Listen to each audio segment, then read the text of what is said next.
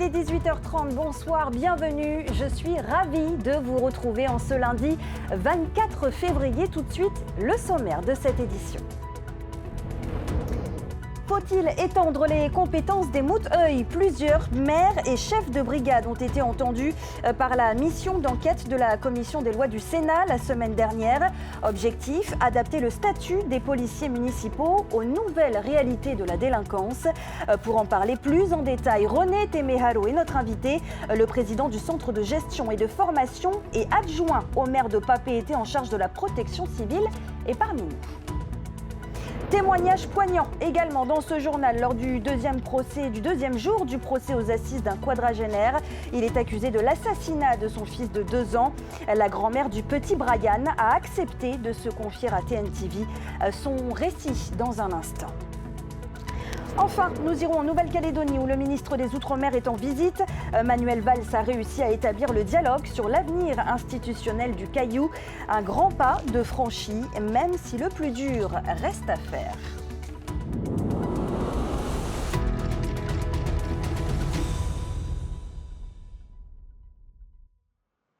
Ils sont bien souvent les premiers à intervenir sur le terrain, toujours plus confrontés aux nouvelles réalités de la délinquance. Les policiers municipaux demandent donc une évolution de leur statut. Un débat engagé la semaine dernière lors d'une table ronde qui fait suite à une mission d'enquête de la commission des lois du Sénat.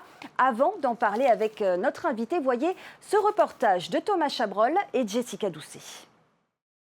Ils sont souvent les premiers à intervenir en attendant les renforts de la gendarmerie ou de la police nationale. Les policiers municipaux se confrontent régulièrement à de multiples infractions, mais dans leur mission quotidienne, leurs compétences sont limitées. Nous avons demandé de pouvoir augmenter les prérogatives, notamment sur le contrôle d'identité, de permettre aux policiers de pouvoir demander une pièce d'identité, de pouvoir aussi confisquer l'objet du délit. Et certainement l'immobilisation d'un véhicule lorsque la personne a commis un délit très grave. Pourquoi pas aussi carrément aller faire des fouilles dans les sacs lorsque une personne a été découverte avec des produits stupéfiants. À Papeete, le chef de la police municipale constate une évolution de la délinquance, des comportements violents plus fréquents. La protection des agents est donc à ses yeux une priorité. La question des équipements se pose, car autour de leur ceinture, les policiers municipaux de Polynésie française ne sont équipés que d'un bâton de défense et d'un aérosol anti-agression de 100 ml. Ils souhaitent pouvoir bénéficier de tasers et d'aérosols de plus grande contenance. On a malheureusement affaire à des personnes qui sont sous l'effet d'addiction de stupéfiants ou de drogue. Donc à ce moment-là, avec ces personnes qui sont très violentes, tu ne peux pas discuter parce qu'ils sont dans un état second. Donc à ce moment-là, le policier doit être en capacité de pouvoir se protéger d'abord. C'est ça l'objectif, de se protéger. Et de ne pas s'exposer trop facilement à des coups qui peuvent être portés. Faut-il alors élargir les pouvoirs des Mouteuil en Polynésie française? La mission d'enquête de la commission des lois du Sénat à Paris a entendu des maires et des chefs de brigade des 5 archipels en visioconférence. C'est une demande des Mouteuil eux-mêmes. On voyait ce jour-là à la réunion que tous les archipels de la Polynésie étaient concernés et c'est à leur demande. Il y a 3 jours, les policiers municipaux de Faa ont mis fin à la cavale de l'homme qui s'était évadé du centre de soins Tokani 6 jours plus tôt. Mais le chef de la brigade de la commune n'a pas été sollicité pour participer à cette mission d'enquête sénatoriale, ce qu'il regrette, d'autant plus que Faa est la commune la plus peuplée de Tahiti. En termes d'intervention, on explose en termes d'intervention. Donc je pense qu'on devait être parmi les premiers consultés, parce qu'on a beaucoup d'expérience. En tête des interventions à Faa, les nuisances sonores. 700 demandes d'intervention ont été enregistrées l'an dernier. La police municipale de la commune est favorable à un élargissement de ses compétences pour lutter contre ces troubles. On va venir, on va constater, on a le pouvoir de verbaliser, mais on n'a pas le pouvoir de saisie. Mais tu verbalises, les nuisances ne sont pas forcément arrêtées. Les policiers municipaux sont de plus en plus sollicités en matière de sécurité publique. Ils renforcent et complètent l'action de la police nationale et de la gendarmerie. Et ils ont un rôle de proximité précieux avec la population de leur commune qui permet, dans la plupart des cas, de dénouer les problèmes. René Temeralo, bonsoir. Bonsoir. Merci d'être présent ce soir. Vous êtes les yeux et les oreilles de cette commission pour le Sénat en tant que président du CGF, le Centre de gestion et de formation. Concrètement, pour qu'on comprenne mieux ce soir, quel est le lien avec les policiers municipaux et le CGF? Avant tout, je voudrais donc en préambule adresser mes condoléances les plus sincères à la famille de Randy Terimate, qui est donc pompier qui est décédé malheureusement ce week-end sur nos routes. Cette mission donc, est déterminée pour faire face justement à ce que nous avons entendu, les vœux des maires, donc les chefs de service, nos policiers qui sont confrontés au quotidien de tous les jours. C'est pour cela que nous avions donc notre rôle à nous, c'est de les accompagner justement au niveau donc de ce centre de formation et de gestion pour pouvoir donc appréhender ces nouvelles compétences. Il faut les préparer avant tout. On l'a entendu dans le reportage, FAA regrette de ne pas avoir été invité à cette table ronde.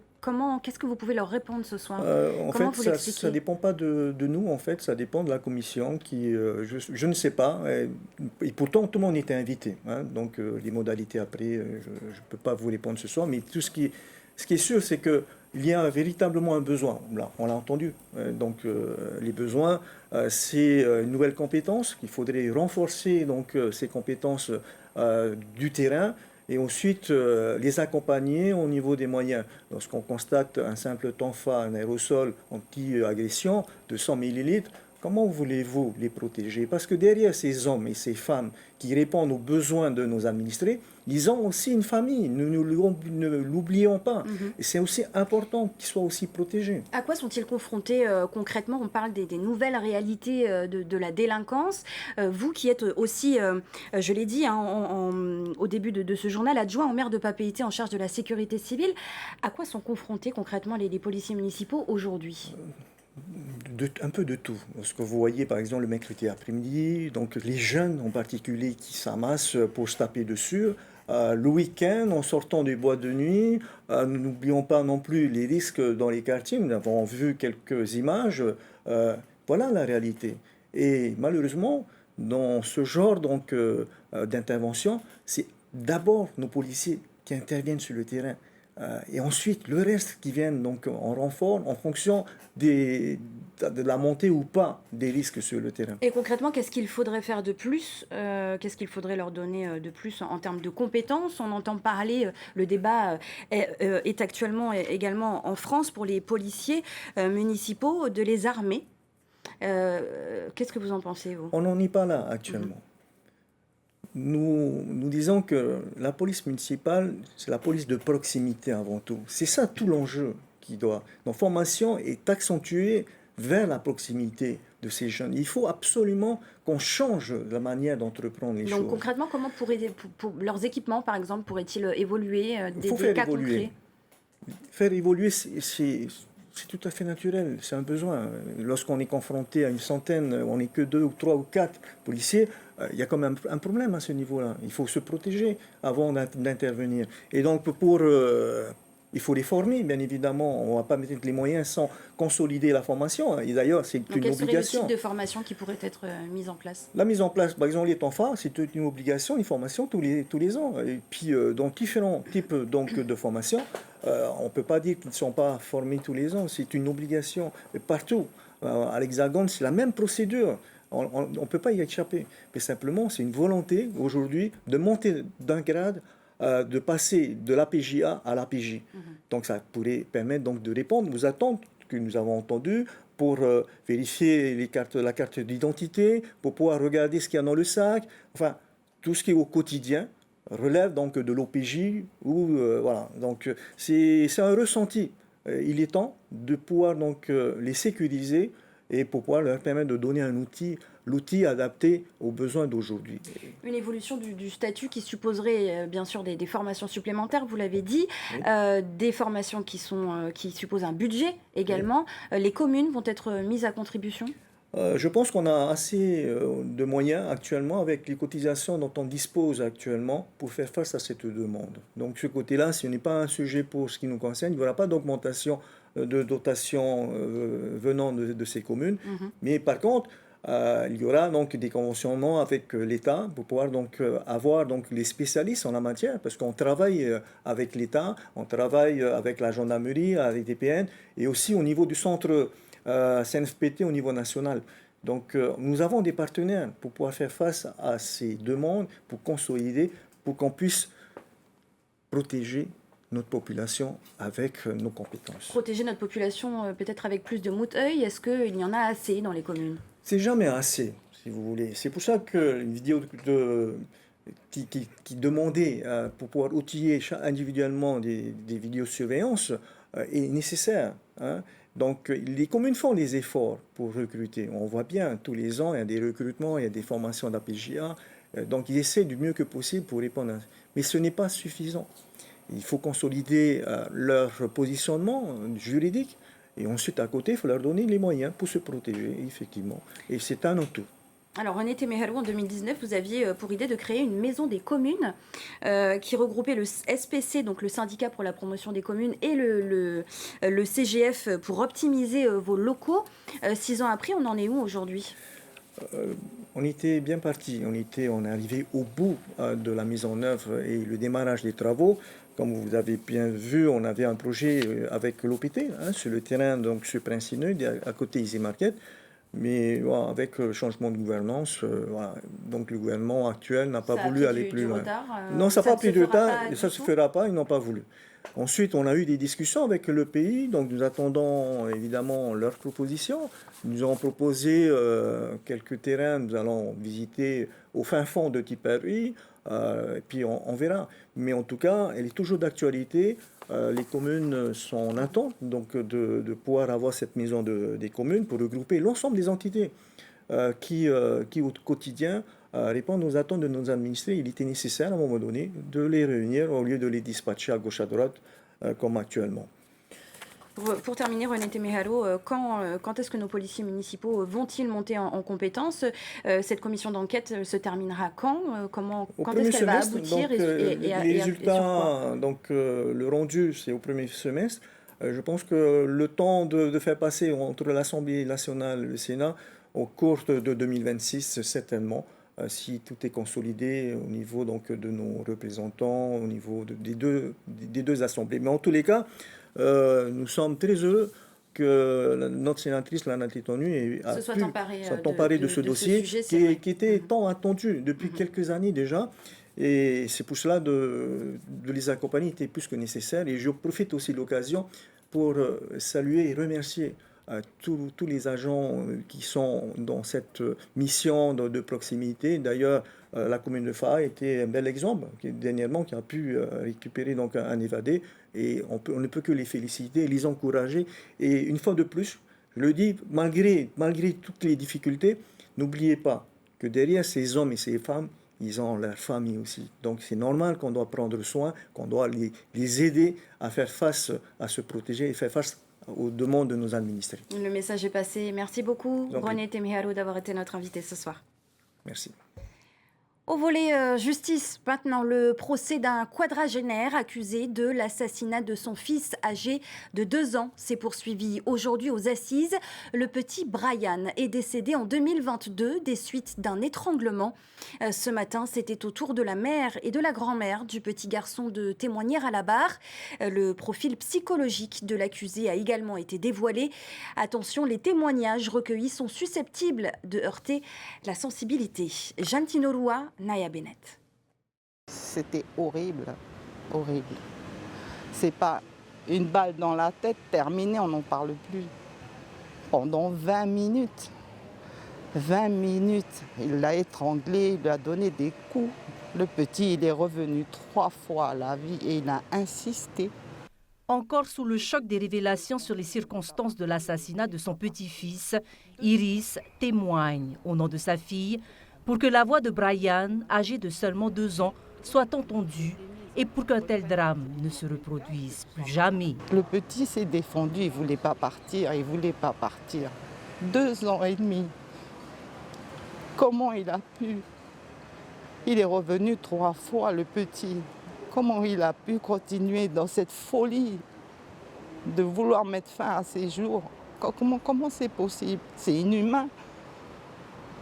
Un chien, je prends le couteau, je lui tranche la gorge, je ne lui fais pas mal comme ça.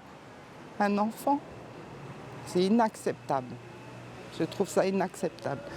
Et j'espère que ça n'arrivera jamais à n'importe qui, à n'importe quel parent. Durant ce deuxième jour de procès, il a surtout été question des relations conflictuelles du couple. Des conflits alimentés par la consommation d'alcool et de cannabis, aggravés par les soupçons d'infidélité du père envers la mère de Brian. L'expert psychologique a décrit l'accusé comme une personne égocentrique, dépourvue d'empathie et narcissique. C'est ce qu'elle a expliqué, c'est-à-dire que si Gaël a tué Brian, c'est pour se venger de Sylvana, pour faire souffrir Sylvana, parce qu'il estimait qu'elle n'était pas digne d'élever cet enfant. Donc pour lui, d'après son analyse, c'est il tue Brian, il se tue, Sylvana se tue et ils se rejoignent dans un autre monde. Demain, troisième et dernier jour du procès, l'avocate générale présentera ses réquisitions, suivies des plaidoiries de la partie civile et de la défense. Lors de son témoignage, la mère de la victime, ayant demandé le retrait de l'accusé du box, a exprimé sa crainte qu'il soit remis en liberté. Au moment du drame, le petit Brian avait 2 frères et 2 sœurs aînées. Selon leur grand-mère, 2 ans après les faits, le traumatisme demeure intact. Et toujours en justice, sachez que le prisonnier appréhendé la semaine dernière après 6 jours de cavale à la suite de son évasion de l'unité des soins Tokani du CHPF a comparu cet après-midi au tribunal correctionnel. Durant sa cavale, le jeune homme s'est nourri de fruits cachés dans une cabane abandonnée. Déjà condamné pour des vols et des violences, il aurait pu sortir de prison en décembre de cette année. Mais la procureure de la République a demandé au juge d'ajouter une année de détention supplémentaire.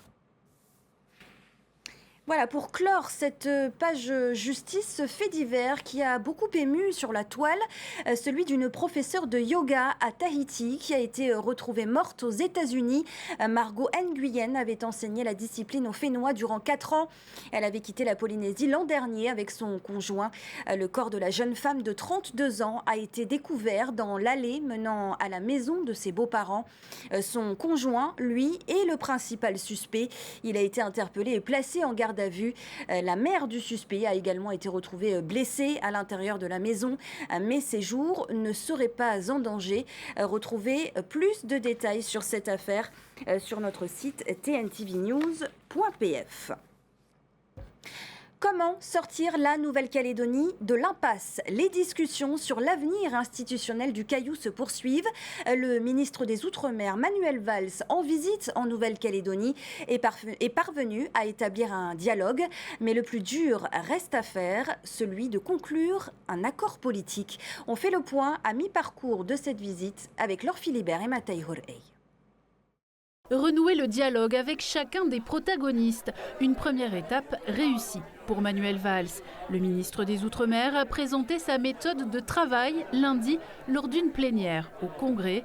Interrogé par Radio Rythme Bleu, il évoque l'avenir de la Calédonie, conditionné au redressement économique et à une solution politique. Le rôle de la France, c'est un rôle de protection aussi pour construire l'avenir de la Nouvelle-Calédonie. Mais je sais également que sans accord politique, donc sans négociation, sans dialogue, l'avenir de la Calédonie serait toujours incertain. Donc oui, cet après-midi, je réunirai l'ensemble des partenaires politiques qui siègent au Congrès autour de la même table, enfin, pour exposer cette méthode et commencer ces négociations. La méthode Valls fixe 3 axes de travail autour du lien avec la France, de la gouvernance et de la mise en place d'un nouveau contrat social, une formule qui semble faire consensus. Le temps qui est devant nous, il est précieux. Donc il faut mettre à profit ce temps pour que l'on arrive à un accord. Voilà ce qu'on a dit au ministre. Et nous sommes prêts à aller dans les négociations, là, dans les jours qui viennent. Plébiscite également pour le camp présidentiel, Calédonie Ensemble. Moi je considère que c'est une bonne méthode. D'abord parce qu'elle réunit tout le monde, ensuite parce qu'elle est construite. On a des sujets précis, ils sont très nombreux, et ils vont nous permettre, pour la première fois depuis très longtemps, de les aborder les uns avec les autres. En amont de la rencontre, le ministre des Outre-mer a aussi échangé avec l'exécutif de la province sud. Je considère que les ambiguïtés nous ont amenés là où nous sommes aujourd'hui, les ambiguïtés de l'accord de Nouméa en particulier, et que donc il faut être clair avec les gens. On peut être d'accord ou pas d'accord, mais en tout cas, je ne crois pas qu'il faille entretenir les ambiguïtés, ça fait partie des choses qu'on se dit. Les négociations sur l'avenir institutionnel de la Nouvelle-Calédonie débuteront réellement demain et devraient s'étendre sur 3 jours. Manuel Valls a d'ores et déjà posé un certain nombre de préalables, une souveraineté avec la France, la protection de tous les habitants de Nouvelle-Calédonie, une Nouvelle-Calédonie une et indivisible, et le respect de la démocratie et de l'état de droit. Et c'est la fin de ce journal. Juste après, retrouvez l'émission To'u Whenua To'u Ora, suivie de la série Erika. Enfin, le film de ce lundi, La Ligue des Gentlemen Extraordinaires. Excellent début de semaine à tous. Très belle soirée. À demain, 18h30. Retrouvez ce journal en replay sur notre site internet et notre application mobile TNTV.